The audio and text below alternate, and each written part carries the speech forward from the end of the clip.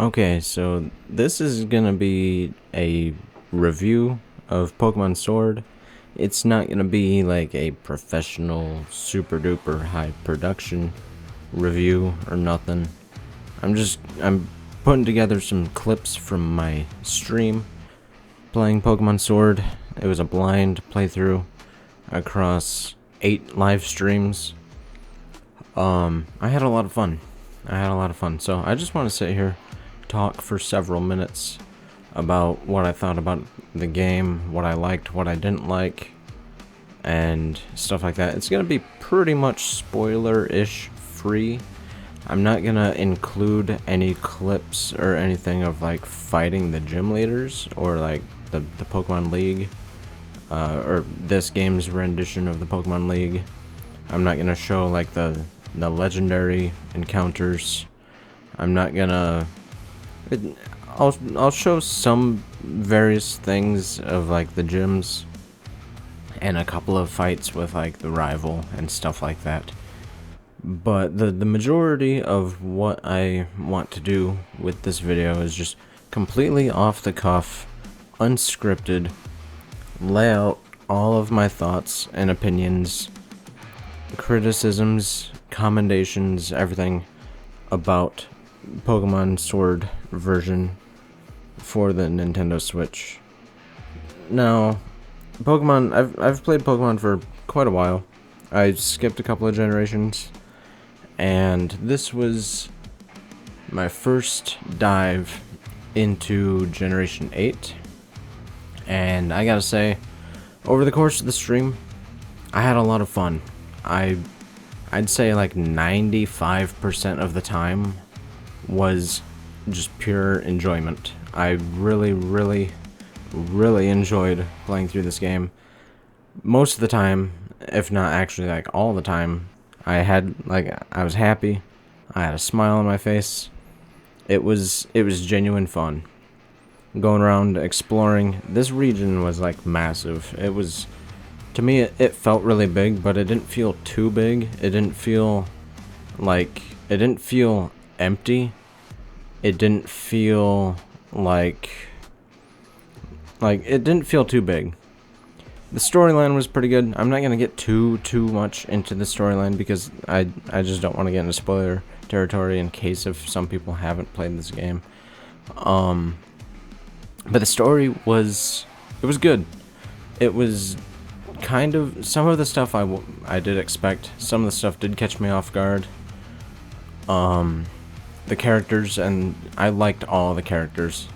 Even some of the characters that I didn't like from the start, I ended up liking them later on, just because of their character arc.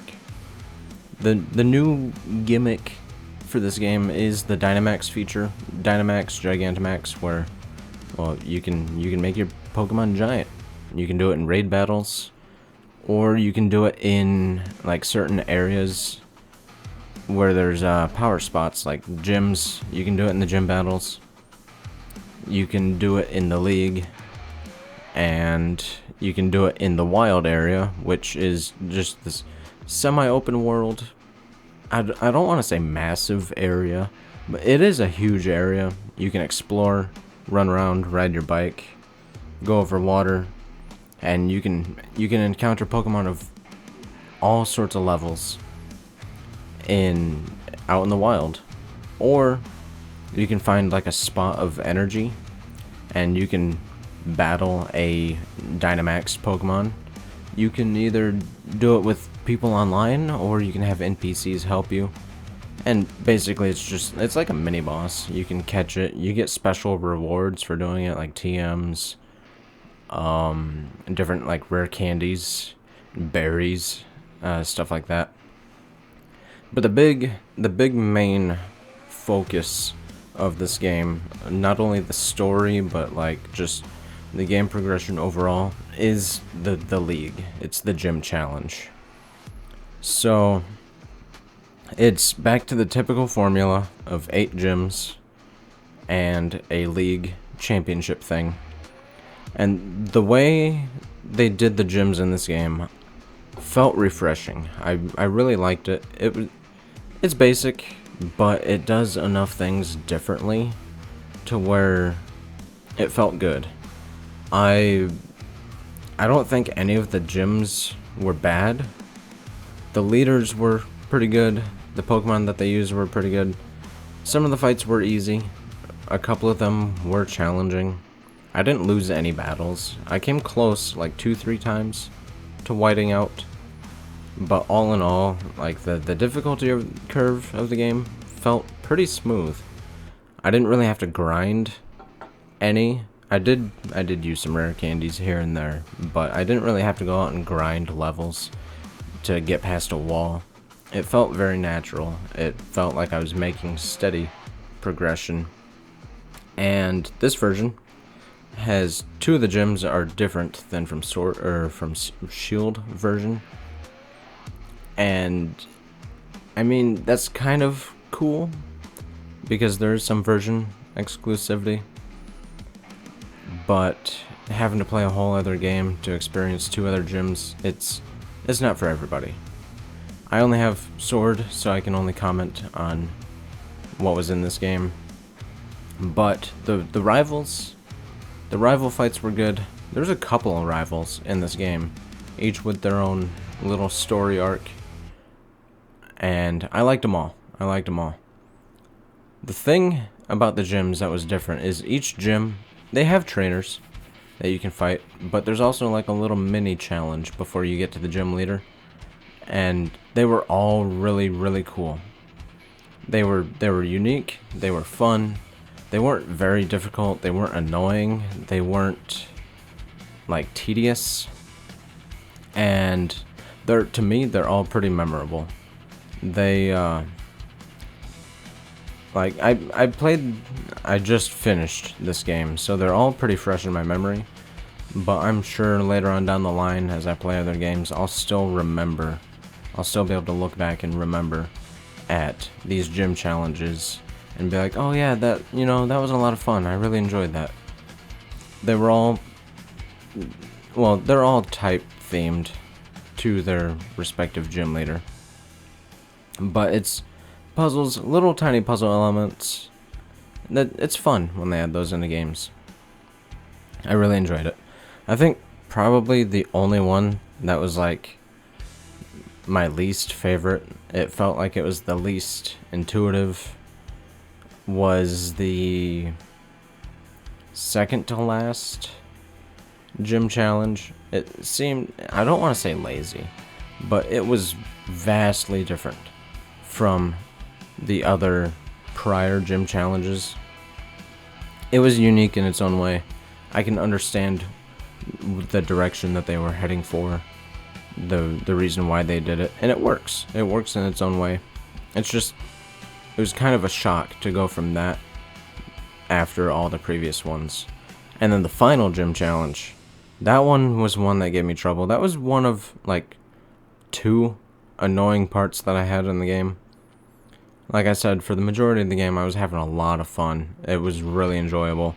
I was having a blast talking to chat, and it was amazing. The final gym challenge was a little bit difficult. I could have had like a better setup or a better team. I play these games casually. I went into this blind, so I don't know anything about all the Pokemon, all the competitive stuff. So that could be on me for just maybe not having a good enough team or just not planning things out. I kind of just went for attacking, Other than that, I don't think there might have been like one other annoying part. Later on, near the end in the league, there was a specific Pokemon that I had to fight in the league that, again, it's not the game's fault. The Pokemon does suck. I'm just gonna say Pelipper. Pelipper sucks. I hate Pelipper. But that's not the game's fault. That's just, again, that's on me for the way I built my team.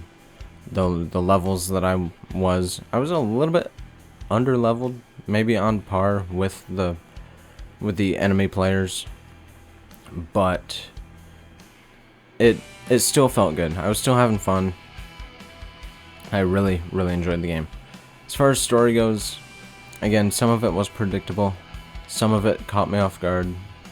I liked the story. I liked the direction that they were going, what they did with some of the characters, how they introduced like the evil aspect into the game, the bad guys and stuff like that. Their motives are kind of cliche, but in every Pokemon game, the villain is always pretty cliche. It's kind of par for the course for the series.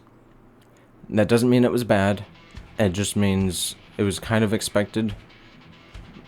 It was good. The character development for everybody in the game, especially your rival, your main rival, your best friend. You fight him so many times in the game, and he cheers you on. He's always talking about his older brother and trying to live up to his expectations and everything. And you can get a real sense of feeling of the characters in this game, their motives, their emotions. There's a lot of parts in the game where I was just in awe because of what was going on screen, and the particular things that were happening both in the story and in the battles. The first time I Gigantamaxed, or Dynamaxed, whatever, was amazing. The legendary encounters were really cool. All the gym battles, the music was exceptional. All in all, I really, really, really enjoyed this game. If I had to give it a number rating, I'd probably give it like 8.5 out of 10.